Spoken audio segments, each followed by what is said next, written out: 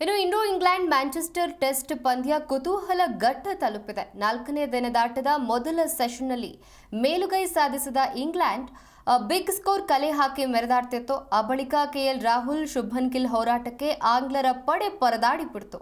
7 wicket ನಷ್ಟಕ್ಕೆ 544 ರನ್ಗಳೊಂದಿಗೆ 4 ದಿನದಾಟ ಆರಂಭಿಸಿದ England ತಂಡಕ್ಕೆ ಆರಂಭದಲ್ಲೇ ವೇಗಿ ಜಸ್ಪ್ರೀತ್ ಬುಮ್ರಾ ಶಾಕ್ ನೀಡಿದ್ರು. ಬುಮ್ರಾ 26 ರನ್ ಗಳಿಸಿದ ಲಯಾಮ್ ಡಾಸನ್ ವಿಕೆಟ್ ಉರುಳಿಸಿದ್ರು. ಆತ ಬೆನ್ ಸ್ಟೋಕ್ಸ್ ಅಬ್ಬರದ ಆಟ ಮುಂದುವರೆಸಿದ್ರು. 27 ರನ್ಗಳೊಂದಿಗೆ ಬ್ಯಾಟಿಂಗ್ ಮುಂದುವರೆಸಿದ ಸ್ಟೋಕ್ಸ್ 164 ಎಸೆತಗಳಲ್ಲಿ ಶತಕದ ಗಡಿಯನ್ನು ದಾಟಿದ್ರು. ಇನ್ನು ಶತಕದ ಬಳಿಕ ಮತ್ತಷ್ಟು ವೇಗವಾಗಿ ರನ್ ಕಲೆ ಹಾಕಿದ ಸ್ಟೋಕ್ಸ್ 198 ಎಸೆತಗಳಲ್ಲಿ 141 ರನ್ ಗಳಿಸಿದ್ರು. 11 ಬೌಂಡರಿ, 3 ವಿಕೆಟ್ ಅನ್ನು ಉರುಳಿಸಿದ್ರು. ಅಂತಿಮವಾಗಿ ರವೀಂದ್ರ ಜಡೇಜಾ ಸ್ಟೋಕ್ಸ್ ಅಬ್ಬರಕ್ಕೆ ಬ್ರೇಕ್ ಹಾಕಿದ್ರು. 9ನೇ ಕ್ರಮಾಂಕದಲ್ಲಿ ಬ್ಯಾಟಿಂಗ್ಗೆ ಬಂದಂತಹ ಬ್ರೆಂಡನ್ ಕರ್ಸ್ ಟೀಮ್ ಇಂಡಿಯಾ ಬೌಲರ್ಗಳನ್ನು ಕಾಡಿದ್ರು.